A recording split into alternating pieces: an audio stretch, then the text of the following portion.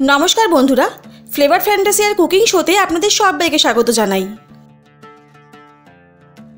आमार आजकेर recipe hello Kundapur और मैंगालोर स्टाइल स्पाइसी प्रन घी रोस्ट। এই রান্নাটার স্পেশালিটি হলো ঘি রোস্ট মশলা। আমি আজকে করে দেখাবো এই ঘি রোস্ট মশলা কিভাবে বানাবেন আর তার সাথে প্রনস অ্যাড করে কিভাবে স্পাইসি আর ট্যাঙ্গি করা যায়। যে কোনো গেট টুগেদার আর ইভিনিং পার্টি স্ন্যাক্সে এই আইটেমটা রাখতেই পারেন। তবে এটা ডিনারেও সার্ভ করা যায় with tawa naan, neer dosa, lemon rice etcetera. তাহলে চলুন আর কথা না বাড়িয়ে আজকের রেসিপি স্টার্ট করা যাক।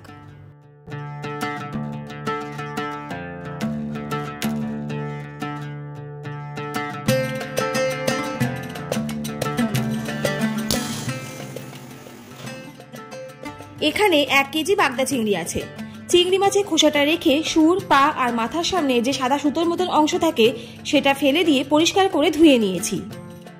এই রান্নাটা করার জন্য 4 পিস নিয়ে নিয়েছি, বাকি পিসগুলো অন্য রান্না করে দেখাবো আপনাদের।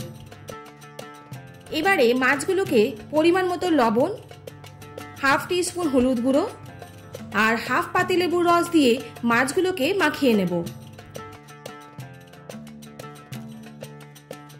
লবণ, হলুদ গুঁড়ো আর পাতিলেবুর রস দিয়ে মাছগুলোকে মাখিয়ে প্রায় 10 থেকে 15 মিনিটের মতন ম্যারিনেট করে রেখে দেব। পাতিলেবুর রসটা দিলে মাছের টেস্টটা ট্যাঙ্গি হয় আর মাছের আষ্টে গন্ধটাও চলে যায়। ঘি রোস্ট মশলা বানানোর জন্য একটা পাত্রে নিতে হবে প্রায় 8 থেকে 10টা শুকনো লঙ্কা আর 4-5টা কাজু আর অল্প একটু জল। এই জলটা দিয়ে প্রায় আধ ঘন্টার মতন ভিজিয়ে রেখে দেব যাতে কাজু এবং শুকনো লঙ্কাটা সফট হয়ে যায়। এবারে রোস্টেড মশলা বানানোর জন্য কড়াইতে নিয়ে নিচ্ছি 1 টিস্পুন কালো সর্ষে, 1 টিস্পুন গোটা ধনে, 1 টিস্পুন গোটা জিরে, হাফ টিস্পুন মেথি আর হাফ টিস্পুন পোস্ত। এই সবকিছু ইনগ্রেডিয়েন্টসকে প্রায় 1 থেকে 2 মিনিট ধরে ড্রাই রোস্ট করে নিতে হবে। ড্রাই রোস্ট করার সময় অবশ্যই গ্যাসের ফ্লেম লো টু মিডিয়াম রাখবেন। কড়াই কিন্তু কোনো মতেই গরম করা যাবে না, না হলে ড্রাই রোস্ট করার সময় মশলা কিন্তু পুড়ে যাওয়ার সম্ভাবনা থাকবে। দেখুন মশলার কালারটাও চেঞ্জ হয়ে গেছে আর সুন্দর একটা অ্যারোমাও বেরোচ্ছে। এবারে মশলাটা ঠান্ডা করে কড়াই থেকে নামিয়ে একটা মিক্সিং জারে ট্রান্সফার করে নিচ্ছি।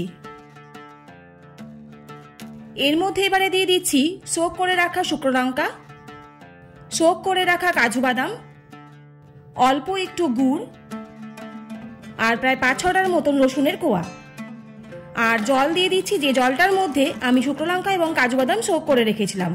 এবারে সবকিছুর একটা মিহি পেস্ট তৈরি করে নেব। অন্যদিকে কড়াইতে 3 থেকে 4 টেবিল চামচ সাদা তেল আর 1 টেবিল চামচ ঘি দিয়ে দিলাম। ঘি আর তেল মিশে গেলে আর খুব ভালো করে গরম হয়ে গেলে গ্যাসের ফ্লেম লো টু মিডিয়াম রেখে ম্যারিনেট করা চিংড়ি মাছগুলো তেলের মধ্যে ছেড়ে দিতে হবে। গ্যাসের ফ্লেম মিডিয়াম রেখে চিংড়ি মাছগুলো এপিট ওপিট করে ভেজে নিতে হবে। চিংড়ি মাছ কিন্তু খুব বেশি ভাজার প্রয়োজন হয় না, চিংড়ি মাছ খুব বেশি করে ভাজলে কিন্তু একটা রাবারি হয়ে যায়। দেখুন চিংড়ি মাছের দুদিকটাই হালকা গোল্ডেন কালার হয়ে গেছে আর খুব সুন্দর করে ভাজা হয়ে গেছে। এবারে কড়াই থেকে চিংড়ি মাছগুলোকে তুলে নিচ্ছি। এবারে ওই মাছ ভাজা তেলের মধ্যেই আরও 1 টেবিল চামচ ঘি দিয়ে দিলাম। ঘিটা খুব ভালো করে গরম হয়ে গেলে এর মধ্যে দিয়ে দিতে হবে রোস্টেড মশলা, যেটা আমি আগেই তৈরি করে রেখেছি। মশলাটাকে তেলের মধ্যে প্রায় 1 থেকে 2 মিনিট ধরে খুব ভালো করে কষিয়ে নিতে হবে। 1 থেকে 2 মিনিট মশলাটাকে কষানোর পরে এর মধ্যে এবার দিয়ে দিচ্ছি পরিমাণ মতো লবণ আর দিয়ে দিলাম হাফ টিস্পুন ধনে গুঁড়ো। লবণ আর ধনে গুঁড়ো দিয়ে মশলাটাকে আমি আরও 2 থেকে 3 মিনিট কষিয়ে নিচ্ছি। আচ্ছা, মশলার কালার দেখে কিন্তু একদমই ভয় পাবেন না, কারণ এর মধ্যে কিন্তু কোনো রকম কাঁচা লঙ্কা বা লঙ্কার গুঁড়ো বা কাশ্মীরি লঙ্কার গুঁড়ো কোনোটাই ইউজ করিনি। মশলাটা খুব ভালো করে কষানোর পরে দেখুন মশলা থেকে কিন্তু তেলটাও ছেড়ে দিয়েছে। এরকম পর্যায়ে মশলা ধোয়া জলটা অল্প করে দিয়ে দিলাম। খুব বেশি জল কিন্তু আমি এখানে ইউজ করবো না, কারণ যেহেতু প্রন ঘি রোস্ট তাই একদমই ড্রাই হবে। জলটা দিয়ে মশলার সাথে খুব ভালো করে মেশানোর পরে এর মধ্যে দিয়ে দিচ্ছি 2 টেবিল চামচ তেঁতুলের কাঠ। তেঁতুলের কাঠটা অবশ্যই আপনাদের পরিমাণ মতন দেবেন, কারণ অনেকেই টক কিন্তু কম বেশি খান, তো সেই পরিমাণ অনুযায়ী দিয়ে দেবেন। তেঁতুলের কাঠটা মশলার সাথে খুব ভালো করে মেশানোর পরে এবারে এর মধ্যে ভেজে রাখা চিংড়ি মাছগুলো দিয়ে দিচ্ছি। চিংড়ি মাছগুলো মশলার মধ্যে দেওয়ার পরে এবারে এর মধ্যে ওপর থেকে কারি পাতা ছড়িয়ে দিলাম।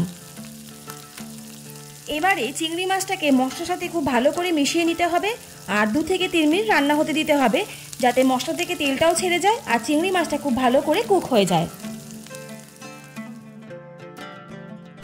দেখুন মশলাটা কিন্তু ড্রাই হয়ে গিয়ে তেলটা ছেড়ে দিয়েছে আর চিংড়ি মাছটাও কিন্তু পারফেক্টলি কুকড হয়ে গেছে।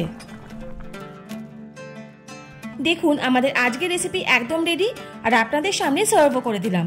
তাহলে আজকের রেসিপিটা আপনাদের কেমন লাগলো অবশ্যই কিন্তু কমেন্ট করে জানাবেন। আর যদি ভালো লাগে তাহলে চ্যানেলটা please like, share and subscribe করতে ভুলবেন না। আর পাশে থাকা বেল আইকনটা অবশ্যই প্রেস করে দেবেন, যাতে এরকম নিত্য নতুন রেসিপি আপনাদের কাছে সবার প্রথম চলে যায়। সবাই সুস্থ থাকুন, ভালো থাকুন। অনেক ধন্যবাদ পাশে থাকার জন্য। দেখা হচ্ছে নেক্সট কোনো এপিসোডে, ততক্ষণের জন্য টাটা।